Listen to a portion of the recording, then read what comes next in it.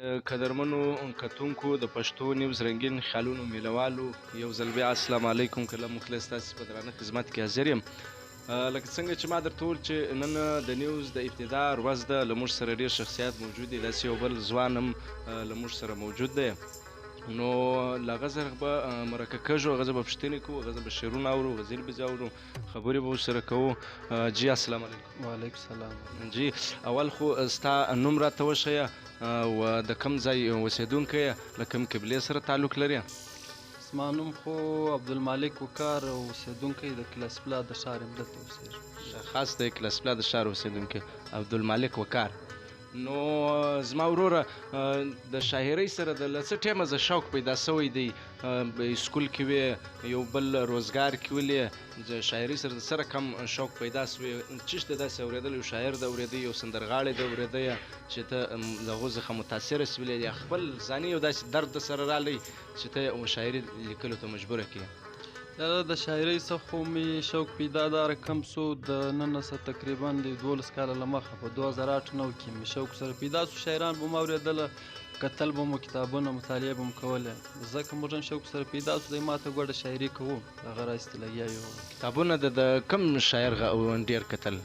درویش دراني صاحب کتابونه مې ډېر کتل، دغه نور کتابونه هم سره نور ملګرو د ډېرو دم کتلي، ډېر شاعران دم کتلي.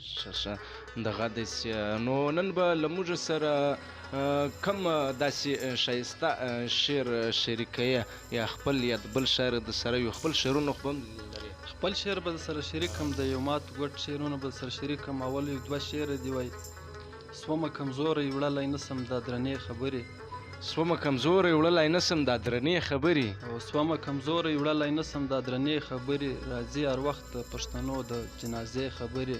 وا سومه کمزوری وړلی نسم دا درنې خبرې، او هر وخت راځي د پښتنو د جنازې خبرې. وایي: نور که پټکی په سره وې او که سرتور سر ګرځې، نور که پټکی په سره وې او که سرتور سر ګرځې، مه یې روه د باچا خان د وجرې خبرې. څاته مې اچوي وای ورور مې راځه را سره، زده کړې چیرې دي اشنا دا پخې خبرې. یو غزل به درته وایم، غزل هر زه ډېره زړه غزل د پخوا مې ارشاد. وای: عرب دی که عجم لار بشره اوښکې توسي، عرب دی که عجم لار بشره اوښکې توسي، په تا پسې په خدای چې له کافره اوښکې توسي. وای: نور یې مه وله ظالمه دغه دواړه سره خپل دي، نور یې مه وله ظالمه دغه دواړه سره خپل دي، زخمي چې سي کابل له پېښوره اوښکې توسي. وایي: فتوا د قرآن نه ده هسې ته دغسې وایه، فتوا د قرآن نه ده هسې ته دغسې وایه، چې سر به پرې کوې لا خنجره اوښکې توسي. وایي: د خدای د نازولو حال له تورو اوبو وکه، د خدای د نازولو حال له تورو اوبو وکه، کلندر چې سي پر پېښ له سمندره اوښکې توسي، په تا پسې په خدای چې له کافره اوښکې توسي.